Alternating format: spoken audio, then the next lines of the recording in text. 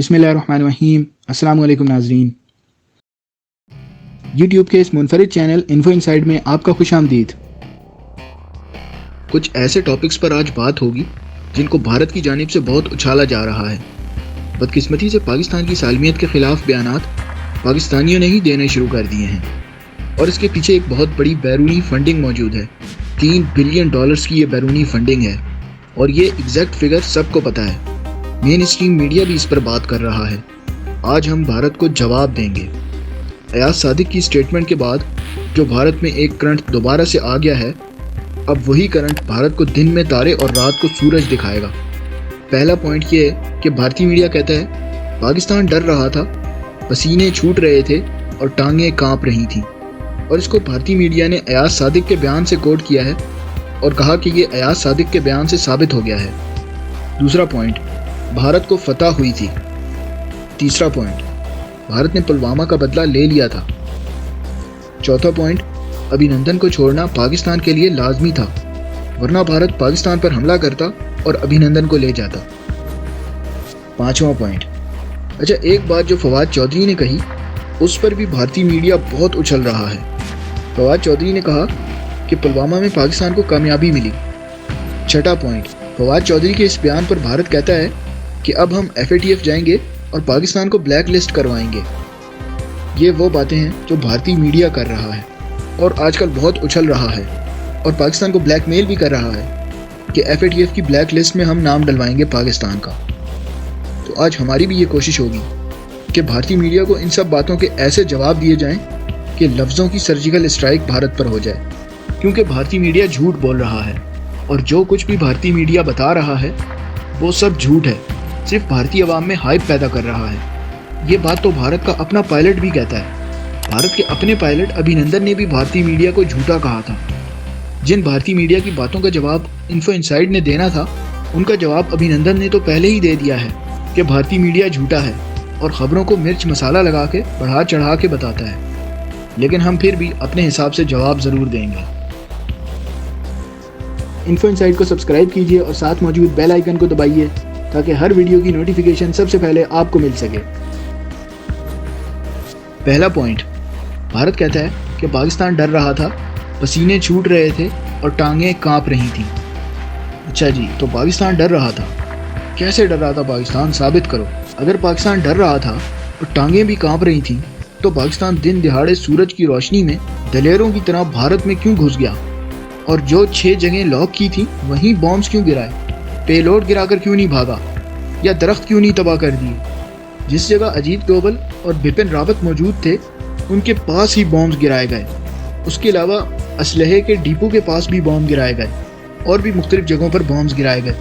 हम तो दिन दिहाड़े आए थे 27 फरवरी 2019 को और भारतीय पायलट्स 26 फरवरी की रात को बुज़दिनों की तरह अंधेरे में आए थे और पेलोड गिराकर भाग गए थे। खौफ इतना था, पेलोड गिराया, अपने जहाज़ों का वज़न कम किया और भाग गए, क्योंकि उनके पीछे पाकिस्तानी जहाज़ आ गए थे। तो डरा कौन? वो जो रात को अंधेरे में आए थे और पेलोड गिराकर भाग गए थे, या वो जो दिन दिहाड़े आए और बता कर आए कि अब हम आएंगे और पेलोड गिराने के बजाय वहाँ बॉम्ब गिराए जहाँ गिराने थे। दूसरा पॉइंट, भारत ने पुलवामा का बदला ले लिया था। कैसा बदला ले लिया था? कौन सा बदला लिया था? दरख्त गिरा के पुलवामा का बदला हो गया था। भारत के बहुत से अपोजिशन लीडर और दूसरे लोग भी ये बात कर चुके हैं कि पुलवामा एक ड्रामा था और उसमें मरने वाले निचली ज़ात के फ़ौजी थे जो ख़ास तौर पर मरवाए गए थे। कोई एक भी ब्राह्मण ज़ात का नहीं था। इसके अलावा भारतीय फ़ौज का जब इतना बड़ा कॉन्वॉय गुजर रहा था तो वहाँ सिक्योरिटी चेकिंग क्यों नहीं थी? असल में उस वक्त इलेक्शन करीब आ गए थे और मोदी को अपने इलेक्शन की पड़ी हुई थी और मोदी कोई ना कोई एडवेंचर पाकिस्तान के ख़िलाफ़ करना चाहता था ताकि वो अपना इलेक्शन जीत सके। और भारतीय अवाम भी सबसे ज़्यादा उसी लीडर को पसंद करती है जो पाकिस्तान मुखालिफ बयान देता हो और झूठे सर्जिकल स्ट्राइक भी करता हो। लेकिन उस वक्त उल्टा भारत को ही नुकसान हुआ था और पाकिस्तान का तो सिर्फ चंद दरख्तों का ही नुकसान हुआ था। ये खबर इंटरनेशनल मीडिया भी चला चुका है और जो खबर भारतीय मीडिया चलाता था कि 250 से 300 दहशतगर्द पाकिस्तान में मार दिए, वो दहशतगर्द नहीं थे, वो दरख्त थे। अगर वो दहशतगर्द थे तो उनकी लाशें कहाँ हैं? भारत सारी ज़िंदगी भी लगा रहे तो साबित नहीं कर सकता। तीसरा पॉइंट जो भारतीय मीडिया कहता है ایاز صادق کے مطابق پاکستان ڈر رہا تھا، لہٰذا بھارت کو فتح ہوئی تھی۔ ویسے کون سی فتح ہوئی تھی بھارت کو؟ درخت گرائے تھے، یہ فتح ہوئی تھی۔ اگر فتح درخت گرانے کو کہتے ہیں تو پھر سب سے بڑی فتح ہی بھارت کی تھی۔ اتنی بڑی فتح مودی کے علاوہ کسی اور کی ہو ہی نہیں سکتی۔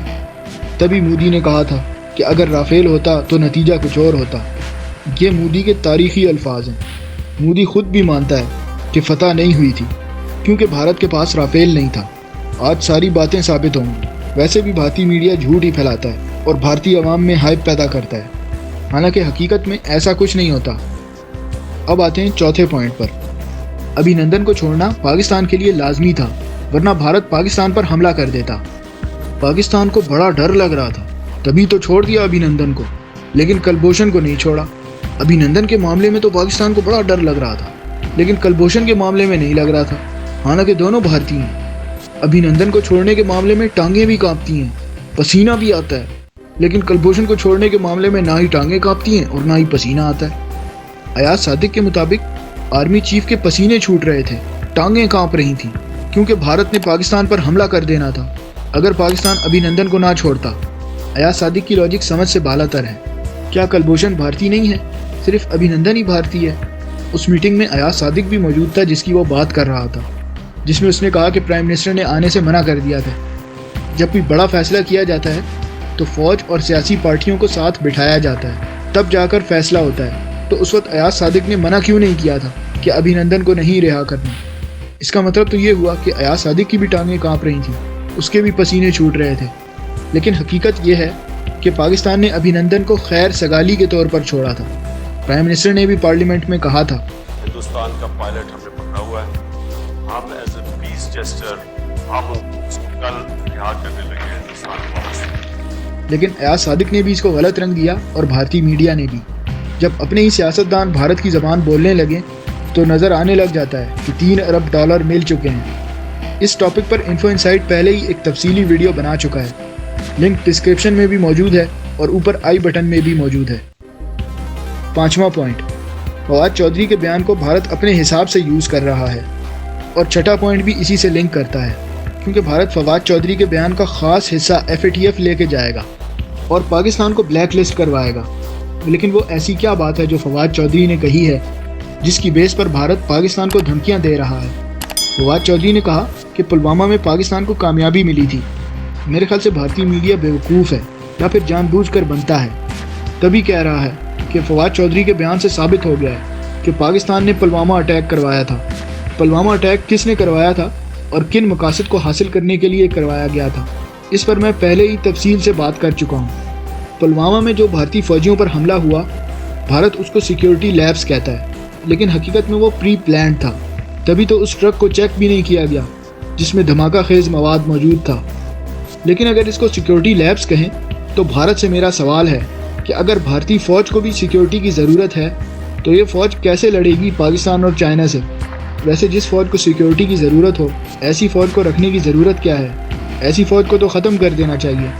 لیکن فوجیوں پر جو پلوامہ میں اٹیک ہوا تھا وہ اصل میں مودی کی اپنی کارستانی تھی۔ مودی نے الیکشن جیتنا تھا، اس کے بدلے میں مودی نے اپنے ہی ملک کے فوجیوں کو مروا دیا۔ یہ ہیں وہ ساری باتیں جو بھارتی میڈیا کرتا ہے اور ان کا جواب بھی بھارت کو مل گیا۔ بھارت کا اپنا پائلٹ کہتا ہے کہ بھارتی میڈیا جھوٹ پھیلاتا ہے اور مرچ مسالہ لگا کر خبروں کو بتاتا ہے۔ اتنی خبر ہوتی نہیں ہے جتنا بھارتی میڈیا خبروں میں ہائپ پیدا کر دیتا ہے۔ دیکھو، باتیں کرنا بہت آسان ہے، کچھ بھی کہا جا سکتا ہے میڈیا پہ بیٹھ کر، کیونکہ الیکٹرانک میڈیا کسی بھی ملک کی ایک بہت بڑی طاقت ہوتی ہے جس کو اس ملک کی 90% آبادی دیکھتی ہے۔ آپ میڈیا پہ بیٹھ کے جو بولیں گے، چاہے وہ سچ ہو یا جھوٹ ہو، لیکن وہ خبر عوام کے ایک بہت بڑے حصے میں پھیل جائے گی، اور عوام کا بہت بڑا حصہ اپنے ملک کے میڈیا پر یقین بھی کرتا ہے۔ اور بھارتی میڈیا کی زیادہ تر خبریں تو جھوٹ پر مبنی ہوتی ہیں۔ میں ایک پاکستانی ہوں تو اس وجہ سے بہت سے بھارتیوں کو میری بات پہ یقین نہیں آئے گا، لیکن کبھی خود بھی ریسرچ کر لینا، بھارتی میڈیا کی بہت سی خبروں کا جھوٹ سامنے آ جائے گا۔ ملتے ہیں اگلی ویڈیو میں کسی اور ٹاپک کے ساتھ۔ پاکستان زندہ باد۔